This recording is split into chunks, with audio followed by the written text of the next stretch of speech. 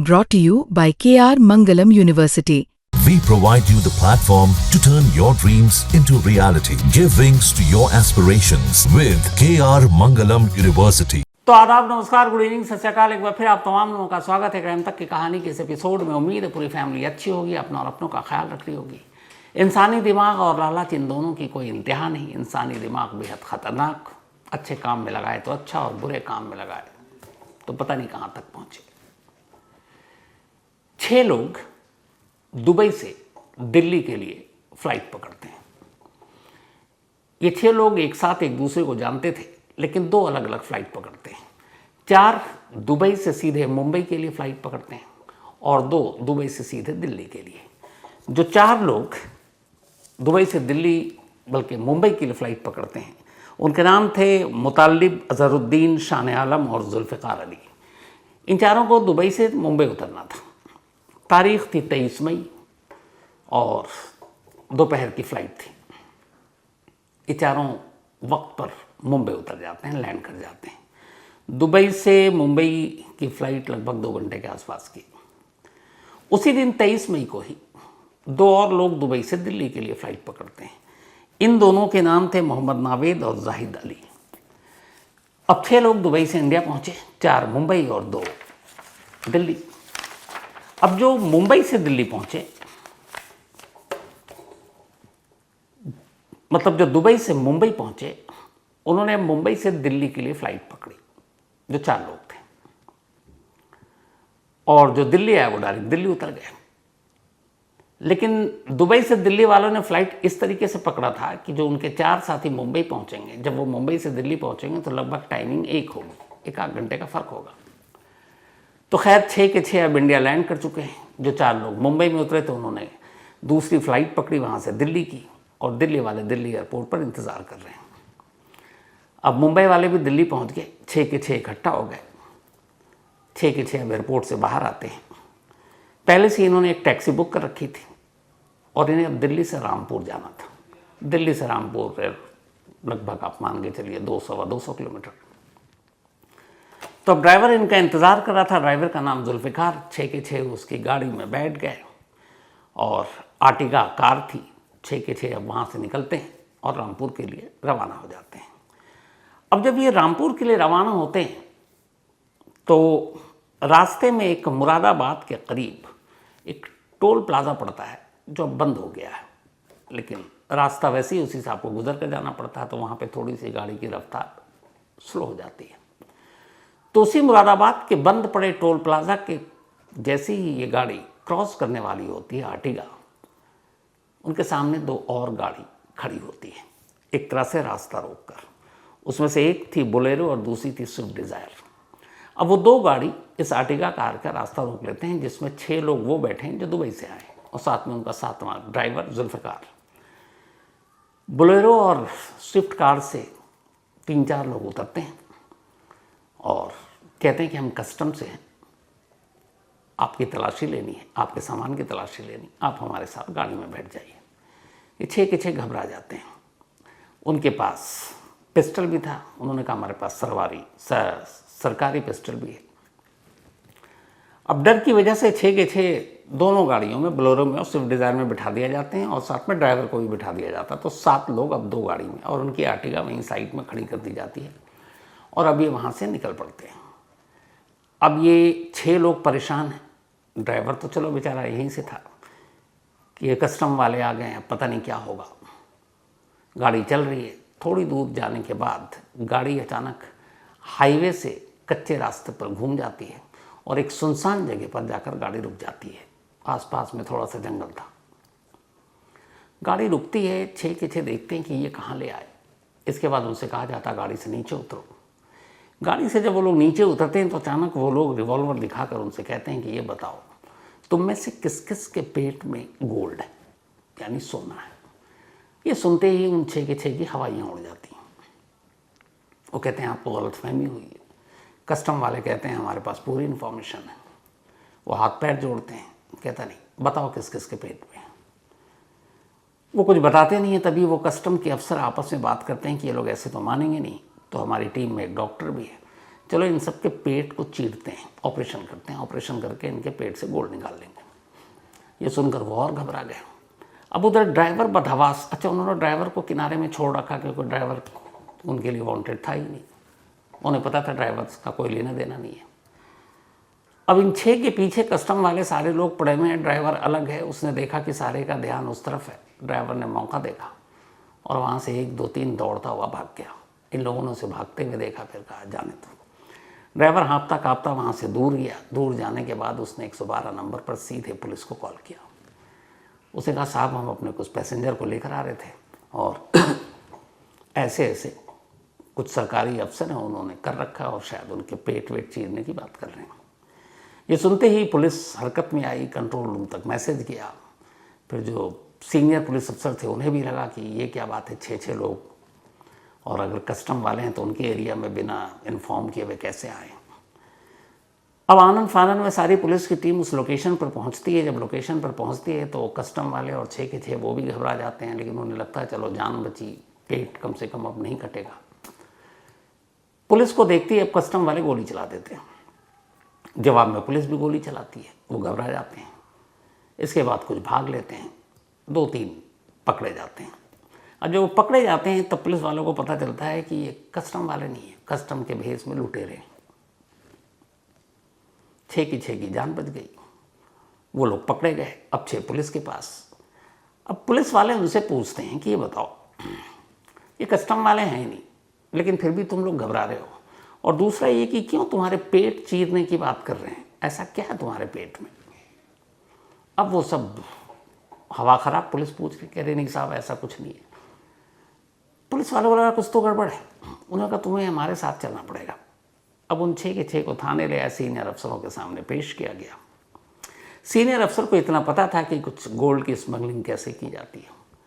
उन्होंने कहा भैया अब तुम सच सच बताओ कि तुम्हारे पेट में क्या है। तब उन्होंने सच्चाई बताई। उन्होंने कहा साहब इस वक्त हमारे पेट में करीब 1 किलो से ज़्यादा सोना है, हम 6 लोगों के पेट में, कैप्सूल की शक्ल में है। कुछ हमने कैप्सूल की शक्ल में मुंह से खाया और कुछ प्राइवेट पार्ट्स के ज़रिए हम लोगों ने अंदर ले लिया। पुलिस परेशान, अब कैप्सूल के ज़रिए पेट में, तो उन्होंने कहा निकालते कैसे हो। तो उन्होंने कहा साहब हम बहुत सारी चीज़ें खाते हैं और उसके बाद वॉशरूम जाते हैं और फिर उसी रास्ते से सारा कैप्सूल बाहर आ जाता है। अब अभी तक ये है कि इन लोगों के पेट में कुछ है, सबूत तो है नहीं। और पुलिस वाले ये भी परेशान कि ये लोग दुबई से यहाँ तक आ गए, कहीं चेकिंग नहीं, कस्टम पे, एयरपोर्ट पे, ये कैसे। खैर पुलिस वाले ने कहा कि पहले इनके सबूत तो बरामद करो। अब उन्होंने कहा कैसे निकालते हो, तरीका बताओ। तो उन्होंने कहा साहब जितना ज़्यादा खाएंगे और जितना ज़्यादा पानी पिएंगे या कोल्ड ड्रिंक पिएंगे उतनी आसानी से बाहर निकल आएगा। अब बेचारे पुलिस वाले कह रहे हैं क्या खाओगे, अब आप देखिए, कह रहे हैं बिरयानी खाएंगे। अब पुलिस वाले ने उन लोगों के लिए बिरयानी मंगाई, कोल्ड ड्रिंक मंगाई। कुछ तस्वीरों में कोल्ड ड्रिंक आप देखेंगे भी। मतलब पुलिस वाले खातिरदारी कर रहे हैं उन लोगों की जो थोड़ी देर के बाद अब एक तरह से उनकी ऑफिशियली हिरासत में होने वाले हैं। खैर अब पुलिस वाले मंगाए जा रहे हैं, खिलाए जा रहे हैं, खा रहे हैं, वो बाथरूम जा रहे हैं, कुछ कैप्सूल आ रहा है, कुछ नहीं आ रहा है, और खिलाते जा रहे हैं। कहते हैं करीब 10,000 रुपये की बिरयानी इन 6 लोगों को खिला दी, कोल्ड ड्रिंक सब। एक एक करके बहुत सारे कैप्सूल बाहर आए। फिर पता चला कि कुछ कैप्सूल हो सकता है, अब इन्हें क्या, उन्होंने कहा गिनती के हिसाब से तो कुछ है। फिर पुलिस वालों ने डॉक्टर को बुलाया, इनको अस्पताल ले गए, इनका एक्सरे हुआ, इनके बाकी चीज़ें हुई, तस्वीरें आई, तो पता चला एक के तो पेट में अभी भी एक कैप्सूल फंसा हुआ है। अब उसको भी निकालने की तैयारी की जा रही है, उसको और कहा जा रहा खाओ। अब वो कैप्सूल कहीं गलत जगह फंस गया। खैर ये सब चलता रहा। अब उनसे पूछताछ हुई, ऑफिशियली पता चल गया है लोग स्मगलर हैं, गोल्ड अपने जिस्म के अंदर छुपा कर लेकर आते हैं। तो पूछताछ हुई कि भाई ये तुम लोग करते क्या हो, कैसे करते हो, क्यों करते हो। तो पूरी कहानी है ना, अजीब कहानी है। रामपुर और आसपास के मुरादाबाद के कुछ ज्वेलर्स हैं, जौहरी, उन्हें पता है कि दुबई में गोल्ड पे जीएसटी नहीं है और दुबई के गोल्ड की क्वालिटी जो है इंडिया से बहुत बेहतर होती है और दुबई में बहुत सारी रियायत है टैक्स वैक्स को लेकर। तो दुबई से जो गोल्ड आता है उसकी यहाँ पे क्वालिटी इतनी अच्छी है कि उसके रेट थोड़े ज़्यादा भी लोग देने को तैयार होते हैं। तो कई ऐसे ज्वेलर या जौहरी हैं जो दुबई से गोल्ड मंगाते हैं, उनके पैसे बचते हैं, कस्टम के ज़रिए आ नहीं रहा, जीएसटी बचती है, और गोल्ड सस्ता भी है दुबई में। तो आराम से अगर 1 किलो गोल्ड मंगाया तो 20 लाख रुपए तो कहीं नहीं गए सेविंग के। तो कुछ ज्वेलर्स ने एक पूरा धंधा चला रखा है। वो नए नए लड़कों को ढूंढते हैं, कहते हैं कि दुबई घूमने जाना है, वो कहता हाँ। इसके बाद वो उसका पासपोर्ट बनाते हैं। अब उसके लिए ट्रैवल एजेंट के ज़रिए इनका नेक्सस, ट्रैवल एजेंट के साथ समझौता करते हैं और उसे बता देते हैं कि किस धंधे के लिए भेज रहा हूँ, उसको कुछ कमीशन दे देते हैं। ट्रैवल एजेंट इन लोगों के पासपोर्ट बनाता है, ट्रैवल एजेंट इन लोगों की दुबई में होटल की बुकिंग करता है। अब इन्हें कहा जाता है कि तुम्हें दुबई जाना है, 5-6 दिन रहना है, कुछ नहीं करना, दिन भर खाओ पियो घूमो, बस वापसी में कुछ कैप्सूल निकलना है और निकल के आ जाना। तो कहते हैं ठीक है।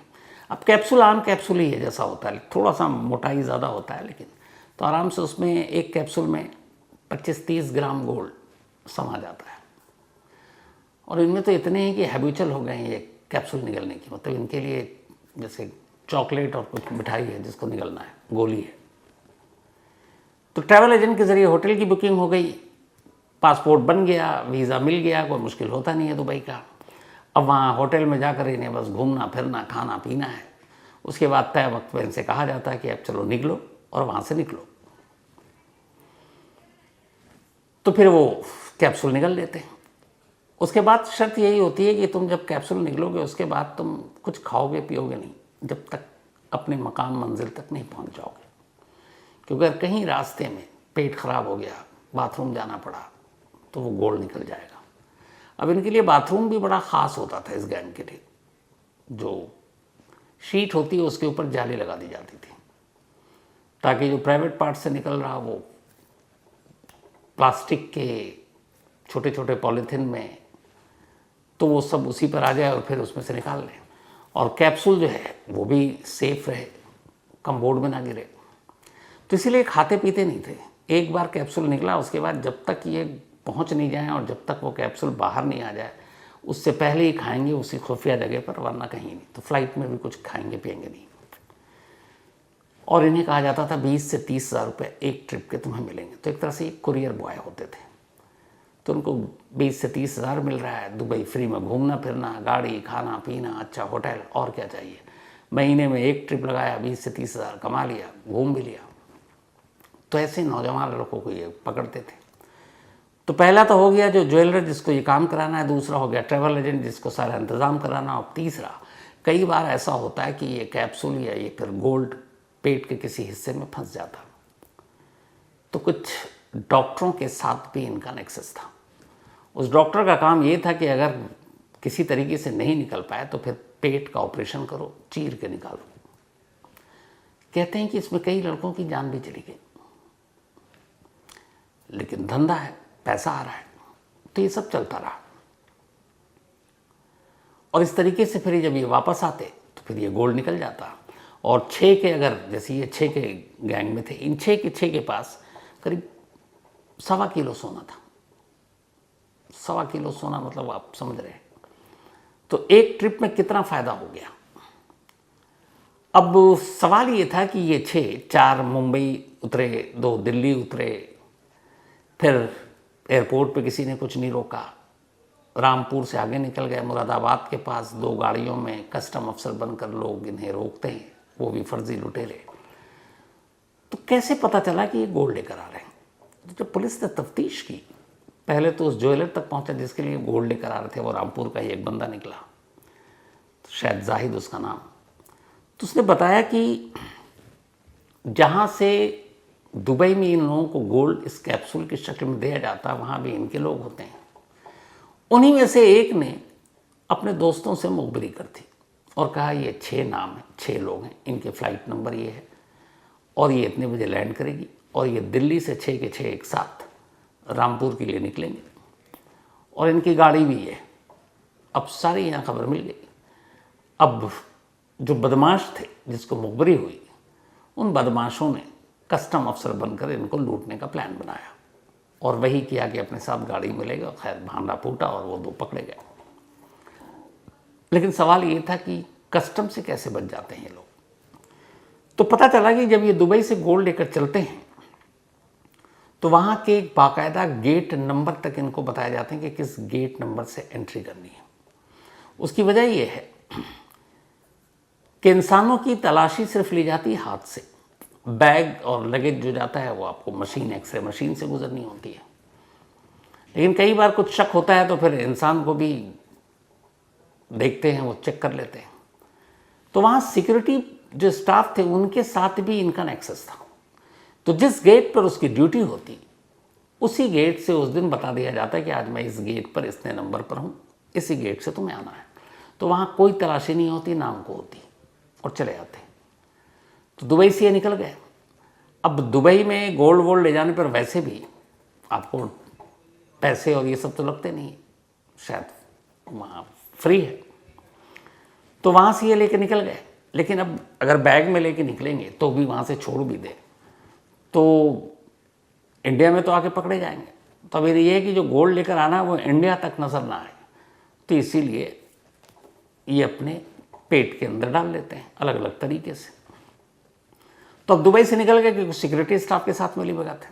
अब ये फ्लाइट में बोर्ड करते हैं। फ्लाइट में बैठने के बाद अब इन्हें ये पता है कि यार फ्लाइट में खाना पीना नहीं है, वरना क्या पता कब बाथरूम जाना पड़े, टॉयलेट का यूज़ करना पड़े। तो ये बिना खाए पिए अपना सफ़र करते हैं। अब पहुँचे इंडिया। अब इंडिया में मुंबई दिल्ली एयरपोर्ट पे जब आप आते हैं, आप इंटरनेशनल ट्रैवल करके भी, तो आपके लगेज की जो है वो तो तलाशी होती है, उसको एक्सरे मशीन से गुजारा जाता है। लेकिन आम जो हम लोग मुसाफिर आते हैं या तो ज़्यादा से ज़्यादा मेटल डिटेक्टर से गुजारते हैं या फिर आप सीधे इमिग्रेशन के पास जाते हैं और निकल देते हैं। तो यहाँ बॉडी की तलाशी पूरी कम होती है। कुछ एयरपोर्ट पे यहाँ पे भी सेटिंग है। तो लगेज की तलाशी हो गई, बैग में तो इनके कुछ होता नहीं क्योंकि सब सारा माल तो जिस्म में छुपा रखा है। और अब उसके बाद ये आराम से एयरपोर्ट से बाहर निकल आते हैं। बाहर आने के बाद अब इन्हें पहुँचना होता है अपनी मंजिल पर। वहाँ जैसे ही जाते हैं वहाँ पहले से ही इनके लिए खाना पीना सब तैयार होता है इनकी मनपसंद का, ताकि जितना ज़्यादा, जितनी शौक से खाएंगे, जितनी जल्दी खाएंगे, उतना जल्दी सोना उगलेंगे।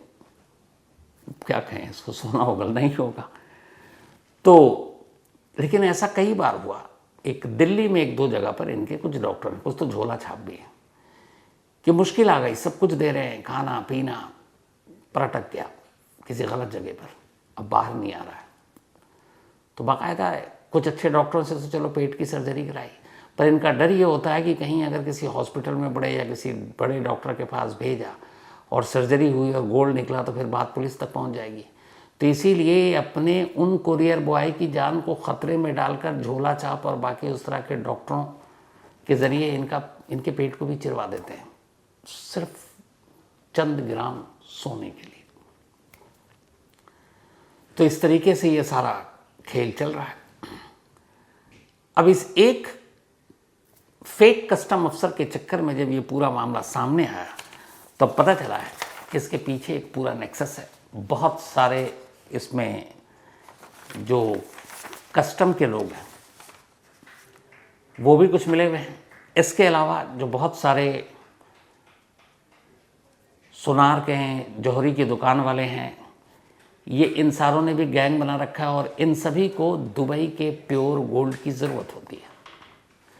तो अब जांच चल रही है और इस जांच के बाद जो सबसे ज़्यादा अभी एक म्यांमार से भी, इसके अलावा और किस किस रूट से, म्यांमार से बांग्लादेश, बांग्लादेश से नेपाल और कहाँ किस रूट से ये लोग बाई रोड भी लेकर आते हैं। और अभी तक जितने स्मगलिंग के गोल्ड हैं मुश्किल से 20-30% भी हमारी कस्टम या फिर बाकी एजेंसियां नहीं पकड़ पाती हैं, वो आ जाती हैं। वजह यही है कि उसके तरीके अलग अलग हैं। अब कई ऐसे ज्वेलर जो है वो रडार पर हैं, पुलिस कुछ को उठा चुकी है, पूछताछ हो रही है। इनके अलावा कई ऐसे कुरियर बॉय जो इससे पहले गए, उनकी लिस्ट तैयार हो रही है। जो आपके ट्रैवल एजेंट जिसने अब तक पासपोर्ट बनाया उनको शिनाख्त कर उनको भी घेरा जा रहा है। कुछ डॉक्टर जिन्होंने पेट चीर के न मालूम अब तक कितने सोना निकाले हैं वो भी गिरफ्त में है। कुल मिलाकर एक पूरा गैंग ऑपरेट कर रहा है। ये तो सिर्फ एक रामपुर और मुरादाबाद के आसपास की बताई मैंने आपको, वरना आए दिन ये खबर अक्सर आती रहती है कि कैसे कस्टम वाले ने गोल्ड बनाया जो अपने जिस्म में छुपा कर लेकर आ रहे थे। तरीके भी बड़े अजीब अजीब है, लेकिन सबसे ख़तरनाक यहाँ यही होता है कि अगर कहीं सोना इधर उधर गलत जगह पे फंस गया तो जान तक पर बनाती है। और अभी तक की जो इन्वेस्टिगेशन उसमें ये है कि ऐसे कई कुरियर बॉय की मौत हो चुकी है अचानक। उसकी वजह ये थी कि उनके पेट में दर्द हुआ, सर्जरी हुई, सर्जरी गलत हो गया, और पुलिस अब उन सारे मेडिकल रिपोर्ट्स, उनकी मौत, उनकी सच्चाई, वो फाइलें भी खोल रही है ताकि इस नेक्सस की जड़ तक पहुंच सके। तो सोचिए, इंसान का दिमाग और इंसानी लालच क्या कुछ नहीं करवाता। तो ये थी आज की कहानी। अब आपसे मुलाकात होगी मंडे को, क्योंकि कल संडे है। अगर आप आज तक पर रात 11 बजे देखना चाहें तो क्राइम कहानियाँ विश्रम देख सकते हैं। वैसे अपनी यही इसी कहानी के सिलसिले के साथ अब मुलाकात होगी मंडे रात 9 बजे किसी नई कहानी के साथ। तब तक अपना और अपनों का ख्याल रखिएगा। Thank you very much.